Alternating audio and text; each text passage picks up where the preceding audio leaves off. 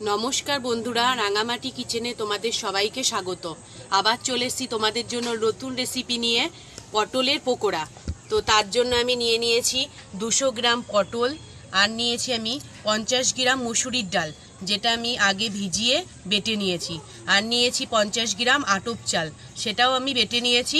তোমরাও বন্ধুরা হাতে বেটে নেবে, আমিও হাতে বেটে নিয়েছি। হাতে বেটে নিলে জিনিসটা খেতে ভালো লাগবে। আর নিয়েছি আমি 4টে লঙ্কা কুচি। মশলা নিয়েছি লবণ, হলুদ, কালো জিরে আর ধনে গুঁড়ো, আর আমি বেসম নিয়েছি। এবারে আমি পটলগুলোকে ঘষে নেব। বন্ধুরা, এইভাবে পটলগুলোকে তোমরাও ঘষে নেবে।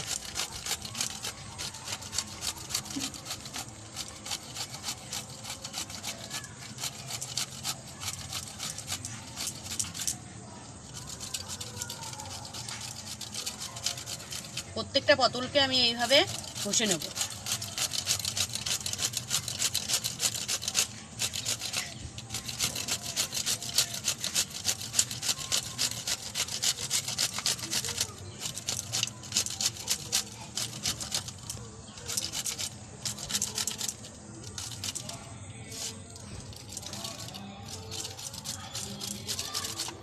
পটল ঘষা আমার হয়ে গেছে। এবারে আমি পটলের মধ্যে বীজগুলো ফেলে দেব। এর মধ্যে বীজগুলো থাকলে খেতে ভালো লাগবে না। বীজগুলো তোমরাও ফেলে দেবে বেছে বেছে।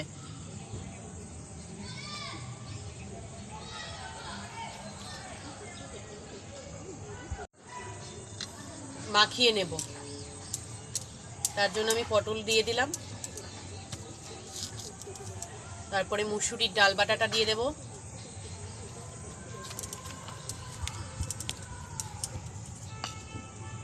এরপরে আমি দিয়ে দিচ্ছি চাল বাটা, তারপরে দিয়ে দেব আমি পরিমাণ মতো লবণ, 1 চামচ হলুদ,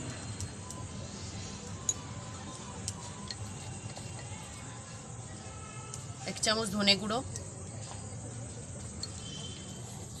আর সামান্য কালো জিরে দিলে টেস্টি হয়।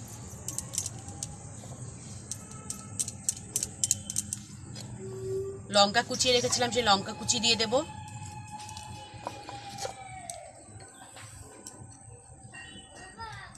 আর 3 চামচ বেসন।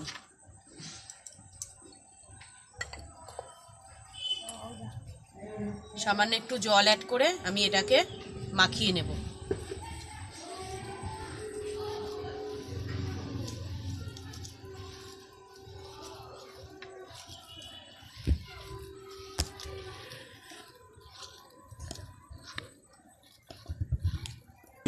আমার বেসন মাখা রেডি।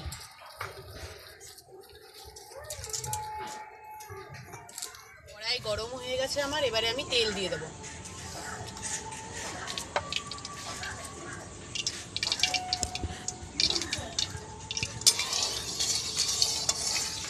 তেলটাকে একটু নেড়ে দেবো সারা কড়াইয়ে দেওয়ার জন্য।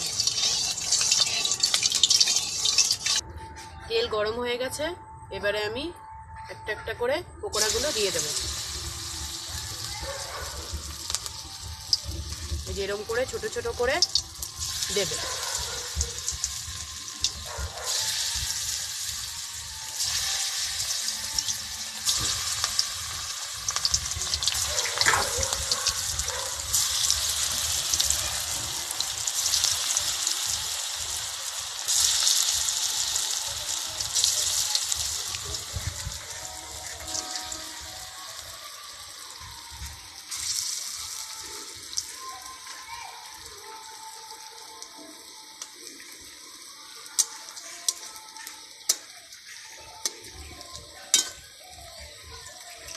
বন্ধুরা, তোমরা এই পকোড়াগুলো চায়ের সাথেও খেতে পারবে, কিংবা তরকারি বানিয়েও খেতে পারবে,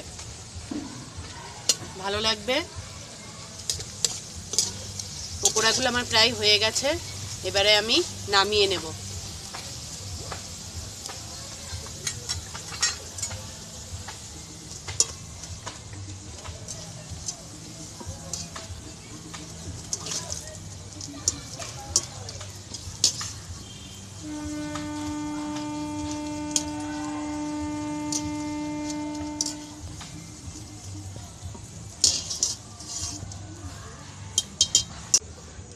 বন্ধুরা এই দেখো আমার পটলের পকোড়া রেডি। তোমরাও বাড়িতে বানিয়ে খাবে এবং আমাকে কমেন্ট করে জানাবে কেমন লাগলো।